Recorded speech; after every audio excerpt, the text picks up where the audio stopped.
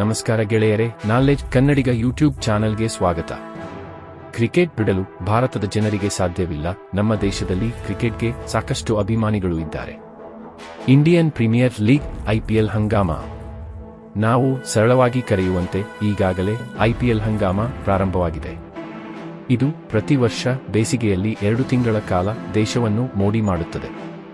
ವಾಸ್ತವವಾಗಿ November 1ರಂದೇ retention list ಅನ್ನು ಘೋಷಿಸಿರುವುದರಿಂದ ಯಾವ ಆಟಗಾರರು ಇನ್ನೂ ತಂಡದಲ್ಲಿ ಇದ್ದಾರೆ ಎಂದು ಈಗಾಗಲೇ ಸ್ಪಷ್ಟವಾಗಿದೆ. ನವೆಂಬರ್ 24ರಂದು ಪ್ರಾರಂಭವಾದ ಹರಾಜಿನ ಮೊದಲ ದಿನದಂದು ರಿಷಬ್ ಪಂತ್ ಮತ್ತು ಶ್ರೇಯಸ್ ಅಯ್ಯರ್ ರಂತಹ ಆಟಗಾರರು ಅತ್ಯಧಿಕ ಬೆಲೆಯೊಂದಿಗೆ ಹಳೆ ದಾಖಲೆಯನ್ನು ಪುಡಿಗಟ್ಟಿ ಹೊಸ ದಾಖಲೆಯನ್ನು ಬರೆದಿದ್ದಾರೆ. ಈ ಬಾರಿ ಹರಾಜಿನಲ್ಲಿ ಅನೇಕ ಆಸಕ್ತಿದಾಯಕ ವಿಷಯಗಳು ನಡೆದವು. ಆದರೆ ಪ್ರತಿ ವರ್ಷ ನಡೆಯುವ ಹರಾಜು ಪ್ರಕ್ರಿಯೆಯ ಬಗ್ಗೆ ಸಾಕಷ್ಟು ಅನುಮಾನಗಳಿವೆ. ಕೋಟ್ಯಂತರ ರೂಪಾಯಿ ಮೌಲ್ಯದ IPLನಲ್ಲಿ ಆಟಗಾರರನ್ನು ಖರೀದಿಸಲು ಇರುವ ನಿರ್ಬಂಧಗಳೇನು ಎಂಬುದು ಹೆಚ್ಚಿನವರಿಗೆ ತಿಳಿದಿಲ್ಲ. ಆದ್ದರಿಂದ ಇಂದಿನ ಈ ವಿಡಿಯೋದಲ್ಲಿ ಮೂಲ IPL ಹರಾಜು ಪ್ರಕ್ರಿಯೆ ಹೇಗೆ ನಡೆಯಲಿದೆ, ಈ ಬಾರಿ ಹರಾಜಿನಲ್ಲಿ ನಡೆದ ಆಸಕ್ತಿದಾಯಕ ವಿಷಯಗಳು ಯಾವುವು, ಈ ಆಲೋಚನೆ ಹೇಗೆ ಪ್ರಾರಂಭವಾಯಿತು, 2008ರಲ್ಲಿ ಮೊದಲ ಬಾರಿಗೆ ಈ ಹರಾಜು ಪ್ರಕ್ರಿಯೆ ಹೇಗೆ ನಡೆಯಿತು, ಈ ಎಲ್ಲ ವಿಷಯಗಳನ್ನು ತಿಳಿಯೋಣ. ಇನ್ನು ನೀವೇನಾದರೂ ಕ್ರಿಕೆಟ್ ಅಭಿಮಾನಿಯಾಗಿದ್ದರೆ ನೀವು ಮಾತ್ರ ಈ ವಿಡಿಯೋವನ್ನು ತುಂಬಾ ಇಷ್ಟಪಡುತ್ತೀರಿ ಮತ್ತು ನಿಮಗೆ ಒಂದು ಪ್ರಶ್ನೆ, ನಿಮ್ಮ ನೆಚ್ಚಿನ IPL ತಂಡ ಯಾವುದು ಎಂದು ಕಾಮೆಂಟ್ನಲ್ಲಿ ತಿಳಿಸಿ. ಹಾಗೂ ಅದಕ್ಕೂ ಮುಂಚೆ ಈ ವಿಡಿಯೋನ ಲೈಕ್ ಮಾಡಿ ಹಾಗೂ ಚಾನೆಲ್ನ ಸಬ್ಸ್ಕ್ರೈಬ್ ಮಾಡಿ. ಇನ್ನು ವಿಡಿಯೋ ಮುಂದುವರೆಸೋದಾದರೆ, ಅದು ಸೆಪ್ಟೆಂಬರ್ 24, 2007 ಅಂದು ಭಾರತೀಯ ಕ್ರಿಕೆಟ್ನಲ್ಲಿ ಸ್ಮರಣೀಯ ದಿನವಾಗಿತ್ತು. ಅದೇ ದಿನ ಭಾರತವು ತನ್ನ ಮೊದಲ T20 ವಿಶ್ವಕಪ್ ಅನ್ನು ಗೆದ್ದಿತು. ವಾಸ್ತವವಾಗಿ T20ಯಲ್ಲಿನ ಮೊದಲ ಬಾರಿನ ಪಂದ್ಯಾವಳಿಯಲ್ಲಿ ಮೊದಲ ಬಾರಿಗೆ ವಿಶ್ವಕಪ್ ನಡೆಯಿತು. ಇದರಲ್ಲಿ ಭಾರತವು ಫೈನಲ್ನಲ್ಲಿ ಪಾಕಿಸ್ತಾನವನ್ನು ಸೋಲಿಸಿತು. 2007ರ T20 ವಿಶ್ವಕಪ್ ಗೆಲುವು ಭಾರತೀಯ ಕ್ರಿಕೆಟ್ನಲ್ಲಿ ಸಾಕಷ್ಟು ಬದಲಾವಣೆಗಳನ್ನು ತಂದಿತು. ಅಲ್ಲಿಯವರೆಗೆ ಕೇವಲ ಏಕದಿನ ಟೆಸ್ಟ್ ಕ್ರಿಕೆಟ್ಗೆ ಇದ್ದ ಕ್ರೇಜ್ T20 ಫಾರ್ಮ್ಯಾಟ್ಗೂ ಕೂಡ ಆ ಕ್ರೇಜ್ ಗಳಿಸುತ್ತೆ.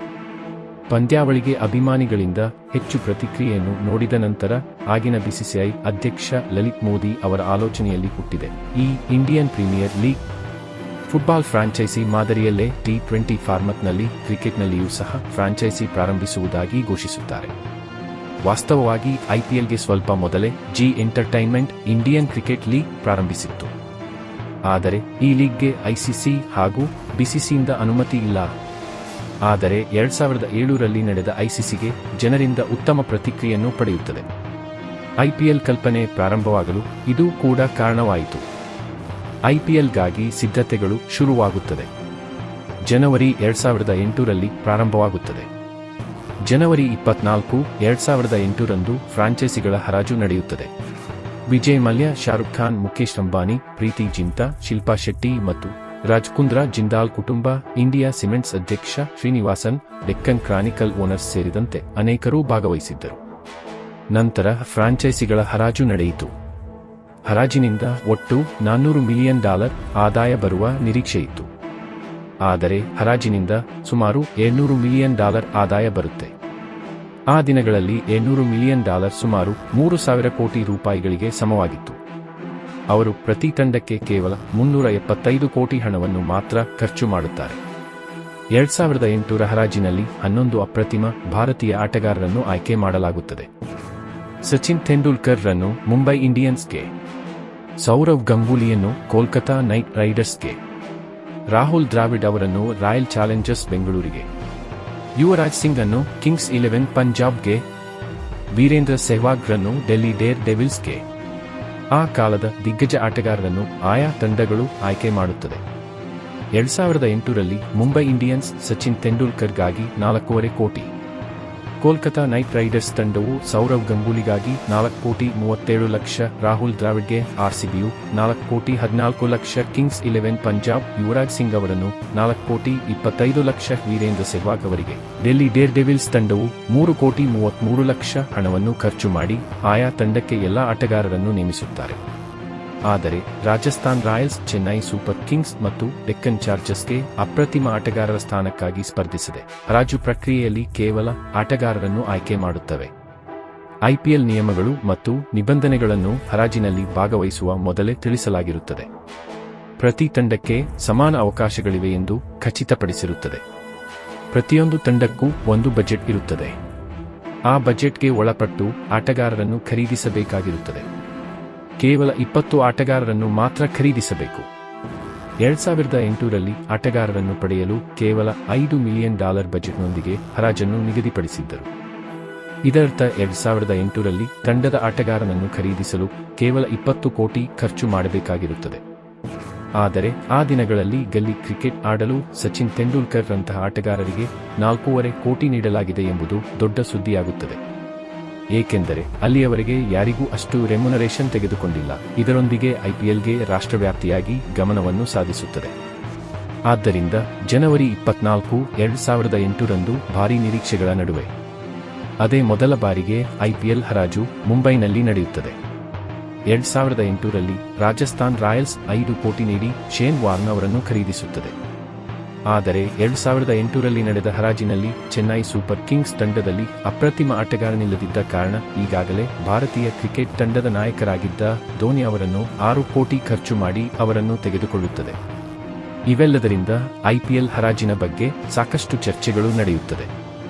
ಅಂದಿನಿಂದ ಕಳೆದ 17 ವರ್ಷಗಳಲ್ಲಿ ಐಪಿಎಲ್ ಹರಾಜು ಪ್ರಕ್ರಿಯೆ ಪ್ರತಿ ವರ್ಷ ಸೆನ್ಸೇಷನ್ ಸೃಷ್ಟಿಸುತ್ತಿದೆ. 2008ರಲ್ಲಿ ಪ್ರತಿ ತಂಡವೂ ಆಟಗಾರರಿಗೆ ಕೇವಲ 20 ಕೋಟಿ ಬಜೆಟ್ ಹೊಂದಿತ್ತು. ಆದರೆ ಇದೀಗ ಈ ಖರೀದಿಯ ಬಜೆಟ್ 6 ಪಟ್ಟು ಹೆಚ್ಚಾಗಿದೆ. ಅಂದರೆ ಈಗ ಅದು 120 ಕೋಟಿ ಆಗಿದೆ. ಇನ್ನು ಈ ಸಲ ರಿಟೆನ್ಷನ್ ಪ್ಲೇಯರ್ ಲಿಸ್ಟ್ ಅನ್ನು ಎಲ್ಲಾ ತಂಡಗಳು ಪ್ರಕಟಿಸಿದೆ. ಇನ್ನು ಕೇವಲ 6 ಜನ ಆಟಗಾರರನ್ನು ಮಾತ್ರ ರಿಟೆನ್ಷನ್ ಮಾಡಬಹುದಾಗಿದೆ.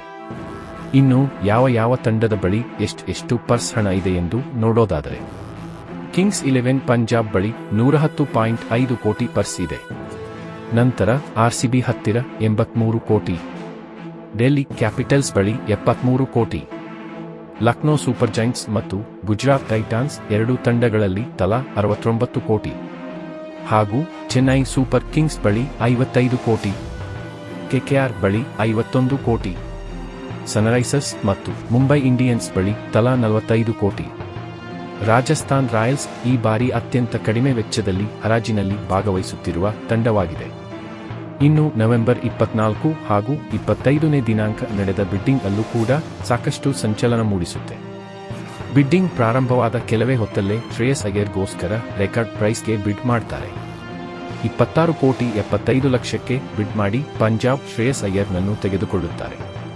ಇದು ಐಪಿಎಲ್ ಇತಿಹಾಸದಲ್ಲೇ ಅತಿ ದೊಡ್ಡ ಬಿಡ್ ಆಗಿರುತ್ತೆ. ಆದರೆ ಈ ರೆಕಾರ್ಡ್ ಧೂಳಿಪಟ ಆಗಲು ಕೆಲವೇ ಸೆಕೆಂಡ್ಗಳು ಸಾಕಾಯಿತು. ರಿಷಬ್ ಪಂತ್ಗಾಗಿ ನಡೆದ ಬಿಡ್ಡಿಂಗ್ನಲ್ಲಿ ಈ ರೆಕಾರ್ಡ್ ಧೂಳಿಪಟವಾಗೋಯ್ತು. ರಿಷಬ್ ಪಂತ್ಗೋಸ್ಕರ ಲಕ್ನೋ ಗೇಮ್ಸ್ 27 ಕೋಟಿಯ ದೊಡ್ಡ ಮೊತ್ತವನ್ನು ಬಿಡ್ ಮಾಡುತ್ತದೆ. ಅದರಿಂದ 18 ವರ್ಷಗಳ ಇತಿಹಾಸದಲ್ಲೇ ಹೈಯೆಸ್ಟ್ ಬಿಡ್ ಆದ ಆಟಗಾರ ರಿಷಬ್ ಪಂತ್ ಆಗಿದ್ದಾರೆ. ಲಕ್ನೋ ಹತ್ರ ಇದಿದ್ದೇ 69 ಕೋಟಿ ಪರ್ಸ್.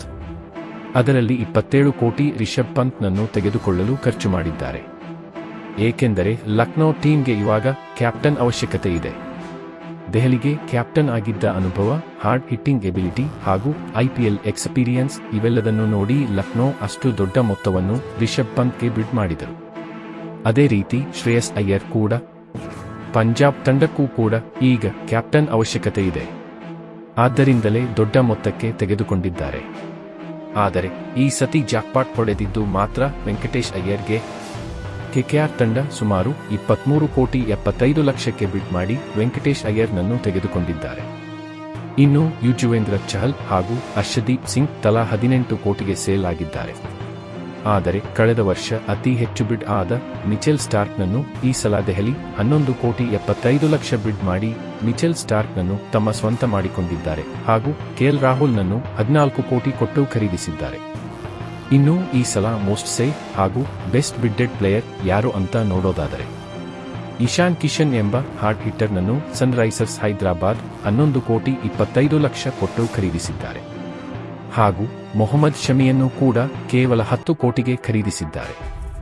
ಇನ್ನು ಮುಂಬೈ ತಂಡವು ಈ ಸರಿ ಮಾಡಿದ ಅತಿ ದೊಡ್ಡ ಬಿಡ್ 12 ಕೋಟಿ 50 ಲಕ್ಷ ಕೊಟ್ಟು ಟ್ರೆಂಟ್ ಬೋಲ್ಟ್ನನ್ನು ತೆಗೆದುಕೊಂಡಿದ್ದು. ಆದರೆ ಐಪಿಎಲ್ ನಡೆದ ಪ್ರತಿ ಸಾರಿ ಆರ್ಸಿಬಿಯು ಸೆಂಟರ್ ಆಫ್ ಅಟ್ರಾಕ್ಷನ್ ಆಗಿರುತ್ತದೆ.